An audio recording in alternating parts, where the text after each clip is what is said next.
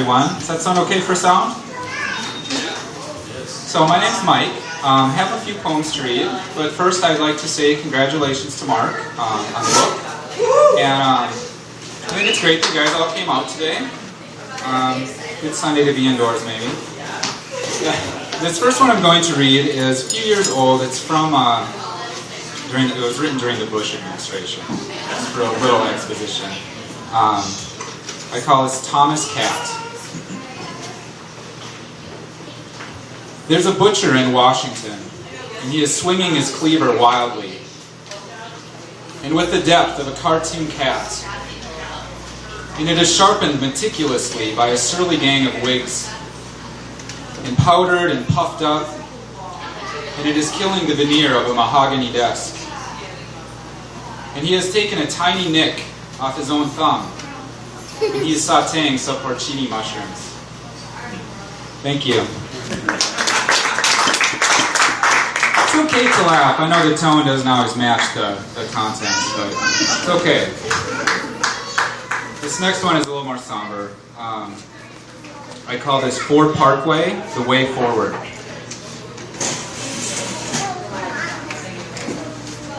There's a big top party at the closing down Ford plant. There's a dedicated rail line ramping down. There's an 82-year hole in the heart of my city that spreads out for 122 acres. There's a landfill condominium at the ready, and a bar and grill chain gang to fill it in. Thanks.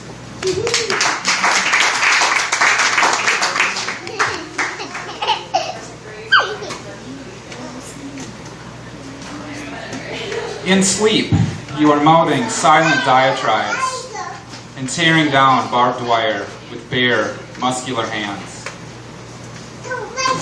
Your sunlight-lit skyline is beautifully bare, and your morning drive time is dead air. Thank you.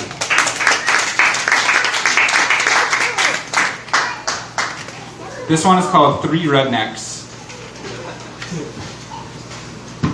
Today I rode my bicycle past three rednecks splashing in a muddy creek. Somehow, I felt their unwashed, cut-off jeans, size 28, tightening around my neck. Thank you.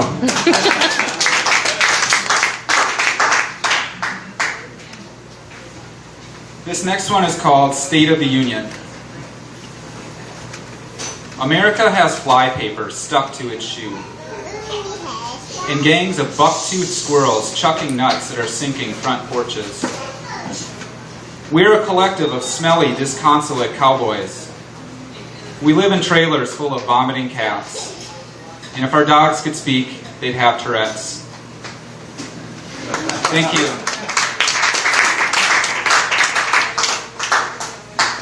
These next two that I'm going to do probably sound a little different in tone. These are what I think of as sort of memory impression poems.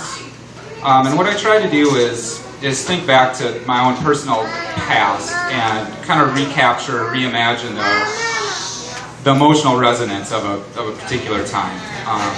Kind of a fun and daunting project, but a rewarding one too.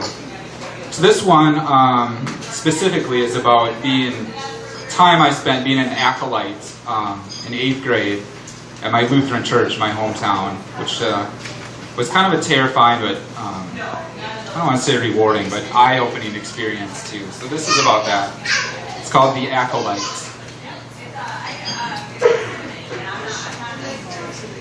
I am pouring grape juice in lieu of wine. I am slowly pulling down the wick of my hollow, brass, acolyte torch. I'm fumbling through the damp hallways of a tan, bland building, standing at the base of a bell tower, grinding my teeth with the organ grinder.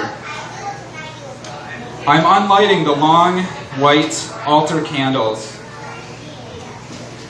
In the basement, there's an army of brown, metal, fold-up chairs, and a volunteer turning water into the world's worst coffee. Thank you.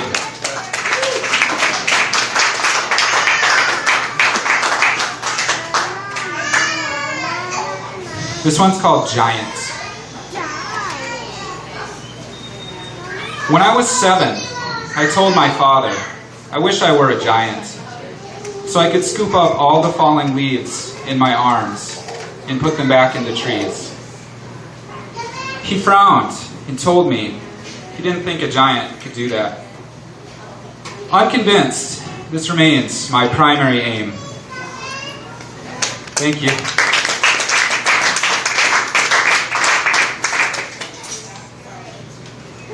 This one is called Grosgrain Red Ribbon with Gold Wire Trim. When I was dreaming, I dreamt there was the faintest red ribbon stitched into my hair. And when I woke up in the profoundest evening wear. Thanks.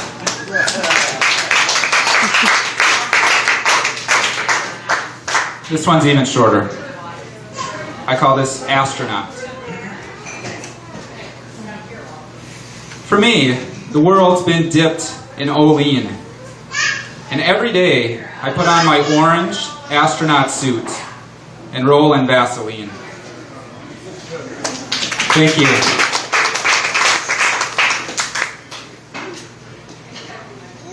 This one is called the Blanching Mat. I feel like there's a scheming reptile in the shadows of my backyard fence. A hand-rubbing liar. A pile driver. And he has snapped the tail off my resin garden cat.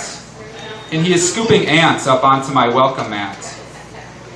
And he is pulling up my big toenails one at a time. And I am ignoring wine. Thank you.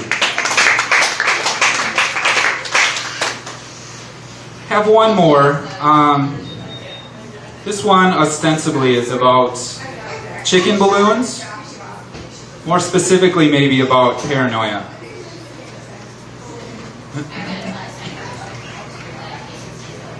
Giant fowl are falling from the sky, and they are populating the empty space of my television screen, both width and height. And they are populating my field of vision. And though I both see and do not see them, they are bristling the hair on my arms. And they are not live or papier-mâché, but billowy, petulant nylon balloons, slightly deflated, slow, thick-walled and rustly, and walking a jagged walk. And they are pressing up against both of my ears. And though I am armed with an army of pins, I cannot pierce those Kevlar limbs. Thank you.